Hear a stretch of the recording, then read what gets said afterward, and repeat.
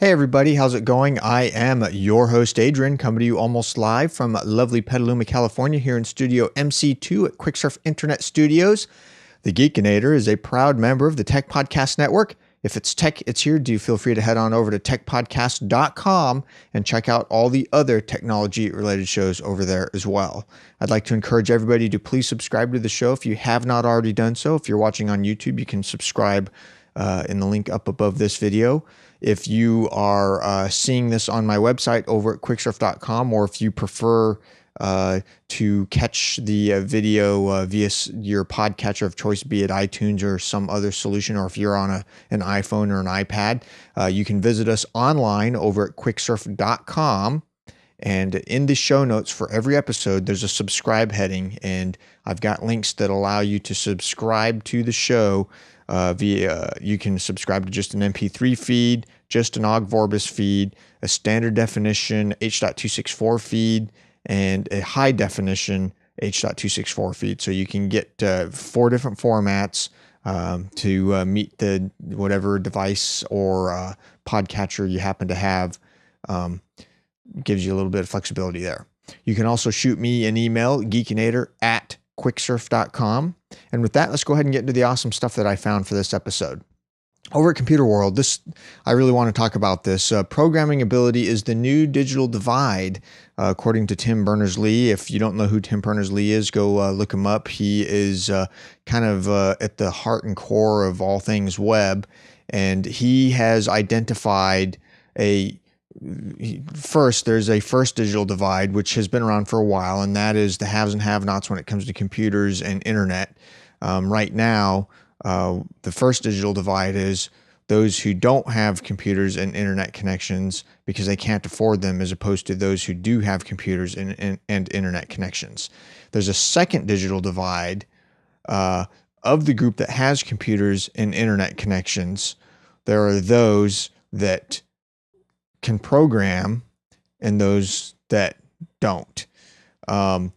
Myself being a programmer, I guess I fall into the have category, but it's not because there are two mindsets, and I've noticed this, and I think this is what a lot of what he's commenting on. The mindset of, well, I have a computer and I use the applications that are on the computer, Microsoft Office, Internet Explorer if you're on Windows, or Safari if you're on OS 10 or something of that nature. There are people that literally go to CompUSA or Best Buy or Staples or Fry's Electronics, or name your computer seller, and they buy a computer because they want to do this set of functions. They treat the computer very much like they would treat an appliance or a refrigerator. And so they buy it for what they want to use it for, and that's all they do with it. And then there are people like me who generally don't actually buy computers. We make computers. Now I do, laptop wise, I do buy computers, but I have more than one desktop computer it's considered a white box computer, and largely because it's, I know what I want in a computer, and I do more than just run, Internet Explorer and Microsoft Office. I actually write code and, play games and this and that and the other, and there are many other people that are considered the haves with that regards. So he says that Tim Berners-Lee says that all school students should be given some hands-on experience of programming to provide a critical mass of enthusiastic and competent programmers to stem the current shortage of developers. Perhaps more important, he says, this approach will promote a view of the computer as a machine that can be made to do anything its owner wants, rather than a domestic appliance like a fridge performing certain fixed tasks. This is true. However, just in my experience, there are people that are interested in doing that sort of thing, and there are people that they're just not interested in doing that sort of thing. So it'd be interesting to see, but I thought this was would be interesting to share with everybody in my audience. Over at Hackaday, making high concentrations of hydrogen peroxide at home. This caught my eye. Every maker should have this. At various concentrations, hydrogen peroxide is useful for doing things like etching PC boards. If you get it at a high enough concentration, you can actually use it for rocket fuel, which is kind of cool. So check it out. if that's something you need. I saw this story here over at Slash Gear. There's a PBS documentary exploring the world of competitive gaming. It's called The Rise of Competitive Gaming and Esports. Something you may want to look into if you're a gamer or something of that nature. Should be interesting nonetheless. Over at GigaOM, there's a nice commentary or editorial, if you will, entitled "The Real Gigabit Challenge is Getting ISPs to Think Like Tech Firms." Now, for those of you who've been watching the news,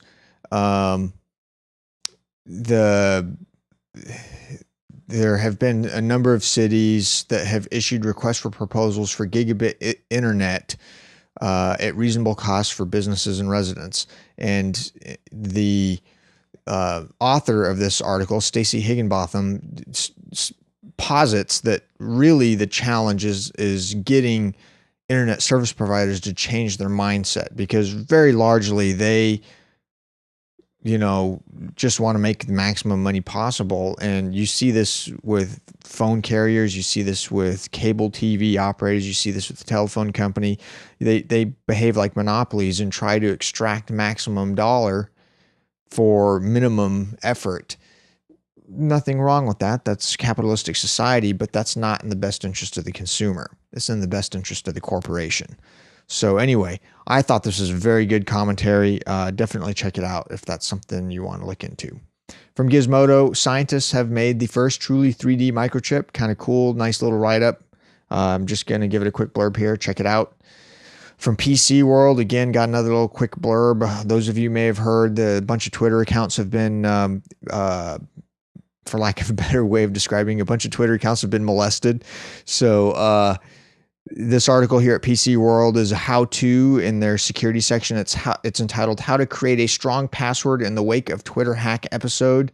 If you want to reset your Twitter password, or really this is how to create strong passwords in general, definitely check this article out. It's pretty neat. Let's see here. From Mashable, lose yourself in the largest Star Wars collection ever. That's right. Ever. This is epic. If you are a Star Wars fan, definitely go check this out. Awesome. Very awesome. Read Write Web over in their hack section. I saw a little blurb here. U.S. Cyber Command to recruit 4,000 new cyber soldiers. If you're computer savvy and you're out of a job, this may be something to look into. Over in their social section at Read Write Web, how to back up your Facebook data in 5 easy steps. This is a nice, quick little how-to. I know there's a lot of people out there that, have a lot of Facebook data. Like, I've been on Facebook since 2007. I saw this and I was like, yes. First thing I did after reading this was go back up my stuff. So definitely something to do. And it's a nice little how-to that'll get you there. From GigaOM, here be cables, an old school map of undersea internet pipes. This I thought was pretty cool. If you want to check out this nice old school map, and it shows all of the undersea cables that connect all the continents together for internet connectivity. I geeked out when I saw that. I was like, this is totally cool. So definitely something for those of you who are into that sort of thing to check out. I know we're covering a lot of ground here, but there's a couple more things I want to talk a little more in depth. Over at Make, in their blog, there's a nice little article using Lego Mindstorm sensors with a Raspberry Pi. Pretty neat. Definitely look at that. Uber Gizmo, drones to watch over U.S. highways. What? Not to shoot cars. Gosh, I hope not to shoot cars. Boy, that would be weird. Anyway, the little article here starts off, when we talk about drones, most of us would most probably think about the military sort, where they swoop in on enemy territory, sometimes letting go of their payload to make sure that the enemy is killed without having to send a single soldier to the battlefield. Well, a weapon of war would come in handy during times of peace. And so there's this drone from the Georgia Institute of Technology. It is a drone that they intend to eventually assist human workers safeguard a whopping 4 million miles of U.S. highways that connect the entire country. And so a lot of the stuff that they're envisioning to do this is a lot of the heavy lifting, inspecting bridges and roads, performing land surveys using laser mapping, alert officials to traffic jams or accidents, that sort of thing. I mean, basically, it totally makes sense, but just, the whole drone thing, I'm sure gets a lot of people kind of, what? I don't want to get, shot out of my car. That's just wrong on so many levels. The Video Electronics Standards Association, otherwise known as VISA, has unveiled a new dual mode standard supporting 4K resolution for DisplayPort, which allows DisplayPort to support much higher resolution 4K. So definitely be looking forward to that as it comes about. Over at Gizmodo, Thunderbolt versus USB 3.0, the definitive showdown. This is a nice little rundown. I'm actually kind of torn myself between this. Thunderbolt is awesome, but USB 3 is a huge upgrade over USB 2. And so, it really makes me... Thunderbolt's expensive. USB is mostly free. So this is a nice little comparison that maybe if any of you are on the fence, you may, be like, hey, this is potentially something I want to look into. Over at Facebook, or not Facebook, over at Mashable, I saw this interesting post. It's called "Your Facebook Profile Could Determine Mental Illness." Yes, mental illness. So, interesting read. I'm not going to say a lot about it. Definitely check it out. Over at Engadget, Amazon greenlights 5 kids shows, assures that parents will never see their Kindle Fires again. This is kind of neat. Amazon is kind of going down the path of Netflix where they're doing original programming. Definitely something that I'm interested in simply because, I'm a dad, but pretty neat nonetheless. The last thing I want to talk about here, over at Ars Technica and their technology lab / information technology blog, is there an excuse for short variable names? This is a programming article. I tend to go towards the more verbose programming names. This guy here says, this has become a large frustration with the code base, which I'm currently working in. Many of our variable names are short and undescriptive. I'm the only developer left on the project, and there isn't documentation as to what most of them do, so I have to spend extra time tracking down what they represent. For example, I was reading over some code that updates the definition of an optical surface. The variables set at the start were as follows: dr, dcv, dk, d, din, d, d out, r, drn, dr out. I look at that and I'm like, that's horrible. You should use the long variable names.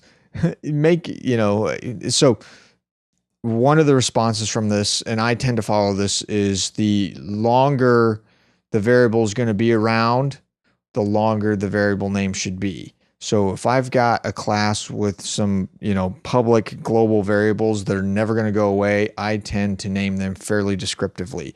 If I have a variable that I'm going to use inside of a for loop, or I have a variable that I'm going to use inside of a method, those tend to be very short.